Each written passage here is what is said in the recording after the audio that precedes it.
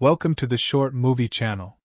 Today's story takes us to the near future, focusing on an elderly billionaire named Steve Bader, who lives a life filled with limitless wealth and influence.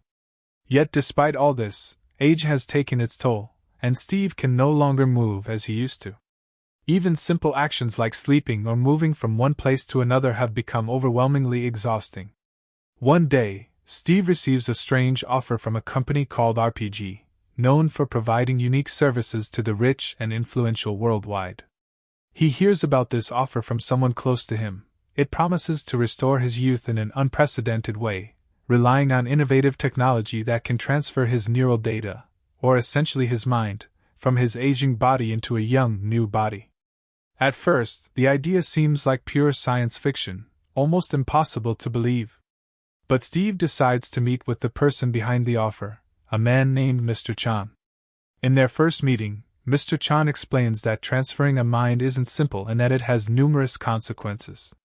The young body that Steve's mind will be transferred into will belong to one of the volunteers in the program, but after the transfer, that young person will cease to exist forever. Hearing this, Steve doesn't seem worried or hesitant, as his life has become unbearable, and he's willing to do anything to change it. He tells Chan he doesn't see a problem. If the young man dies, so be it. All that matters is the result. But Chan continues, explaining that the process isn't as simple as he imagines. The young body with Steve's old mind won't last more than 10 hours. This is where the first shock hits. He'll only have access to this body for a very limited time, just 10 hours. Chan explains further that this experience isn't just about mind transfer technology. It's also a life or death game. Participants are required to live in these young bodies for 10 hours, with the goal being survival. Only one participant will succeed in the end, living permanently in their new body, while the rest will meet their fate. Steve cautiously asks, "What do you need from me now?" Chan responds, telling him that the company has invited 9 other wealthy, elderly individuals who also want to regain their youth, just like Steve. Each of them will participate in the same game, each given the same opportunity, 10 hours in a young body to experience a new life. However, in the end, only one will emerge alive, while the rest are destined to die, just as Chan mentioned earlier. Steve becomes hesitant, unsure of what to decide. The idea of death is terrifying, but so is the thought of living the rest of his life in constant pain and exhaustion. In the end, he chooses to enter the game, risking his life. The idea becomes even more appealing when he sees the young bodies ready for the experience, fit, full of life and beauty, reminding him of the youth he had long lost. He observes these bodies with longing, and ultimately selects the body of a handsome young man to be his new form. On the appointed day, Steve arrives at the designated location prepared by the company for the game. He is placed in a complex device that starts transferring his neural information into the young man's brain. Suddenly, he feels excruciating pain, as if his mind is being severed from his original body. Darkness surrounds him, and he feels his soul being transported to an entirely different place. When he regains consciousness, he finds himself lying on the grass, surrounded by debris and chaos. His new body feels alive, strong, and full of energy. He quickly realizes he is now in the body of the young man he chose. But something is off. He's not alone. A girl in a white dress stands before him, looking confused, as if she also doesn't know where she is or what's happening. She looks at him anxiously, as though just waking up from the same shock. As time goes on, they realize they are not the only ones here. There are others, all participants in the same game. Among them is a curly-haired guy, a girl threatening one of them with a stick. They move together until they find the rest of the players, an Asian guy, an Asian girl, a brunette, and a blonde.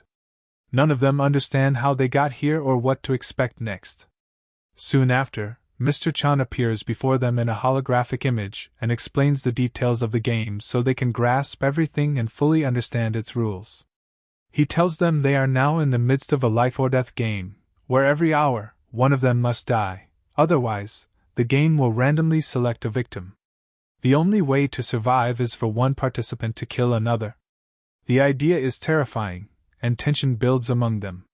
The scariest moment comes when each of them begins reading the biography of the person whose mind has been placed in their new body. They discover that each one of them isn't just a random young person but an old mind, like Steve's, inside a youthful form. This realization makes each of them more fearful of one another, and each decides to keep this information private, not wanting anyone to know who they truly are. The events then take a darker turn as the group is overtaken by suspicion, with each person trying to figure out who the others really are. The first killing happens when one of the Asian girls pushes her friend, the darker-skinned girl, into an electric fence, instantly killing her with a severe shock. The women become even more ruthless than the men, and the game transforms into a relentless battle. At this point, everyone begins to turn into a potential killer, with no one able to trust another, as each person fights to survive by any means necessary. Even Steve, who initially tried to hold on to his humanity, starts viewing killing as a logical path to survival. Over the next few hours, the participants fall one by one. The blonde girl turns into a devil, and the young man with curly hair kills without hesitation to secure his place in the game. Halfway through the remaining time, Steve finds himself with the girl in the white dress. They both decide not to kill each other, at least for now. They spend some time together, talking and enjoying their new bodies, deciding to stay away from the others and savor every moment of the newfound pleasures. But as time goes on, the women become even more dangerous than the men, while the young men lose control over themselves.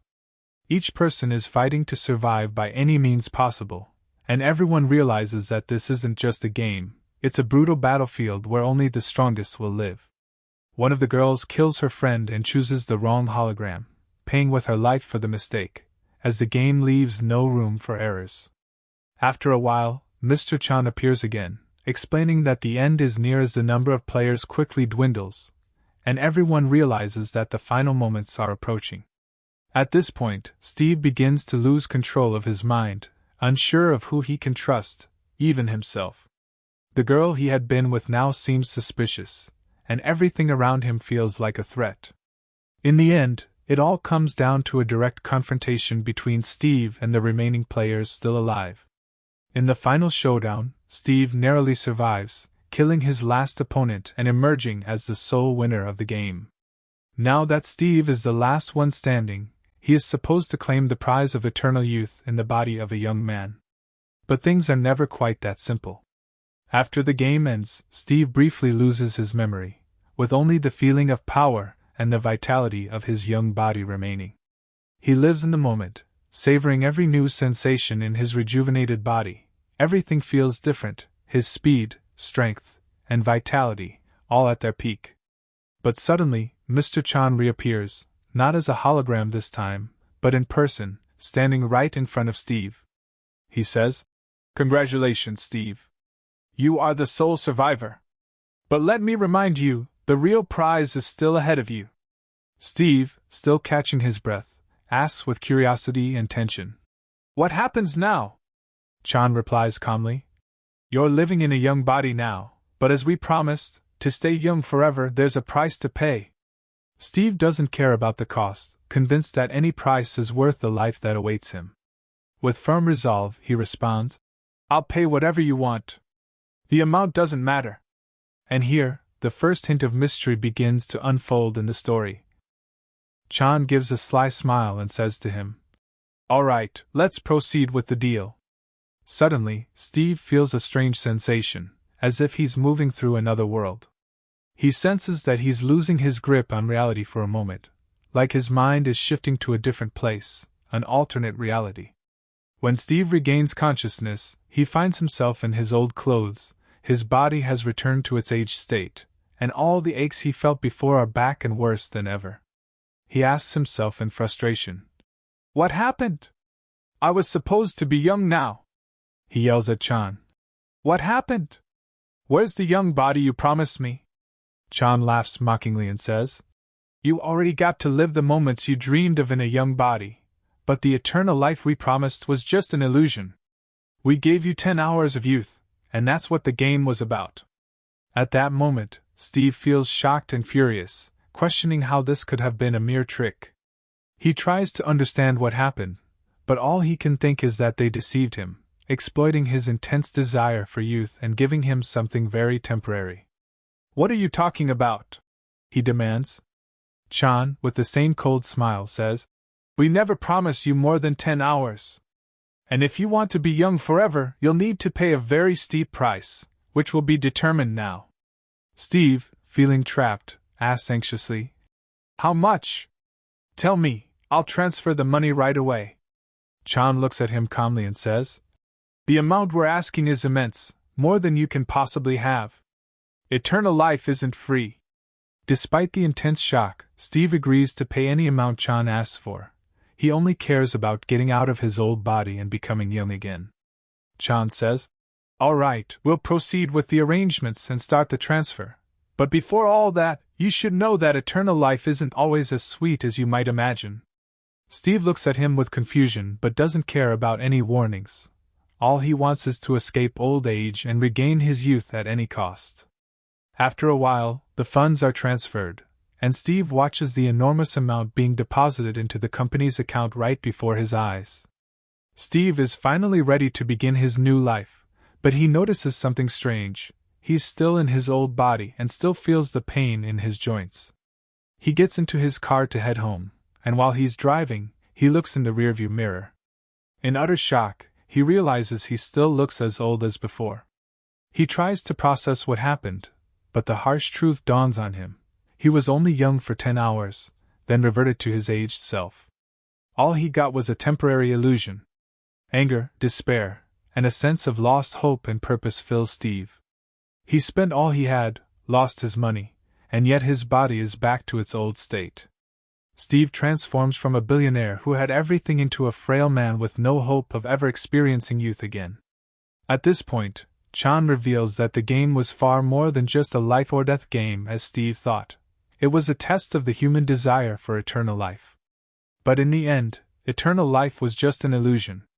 This moment becomes a turning point in Steve's life as he loses everything: money, power, and even the hope of escaping the aging he once dreamed of avoiding. In the end, he's left with one question: was the game worth risking everything for? But in the end, the story poses a profound philosophical question about what people might be willing to sacrifice to escape death and aging, and whether youth and eternity are worth giving up everything to achieve.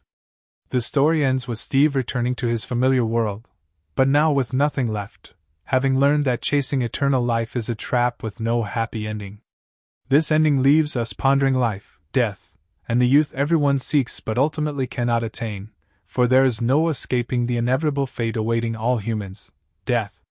And so, our movie today comes to an end. I hope you enjoyed watching with us, and don't forget, if you liked the video, give us a thumbs up and subscribe.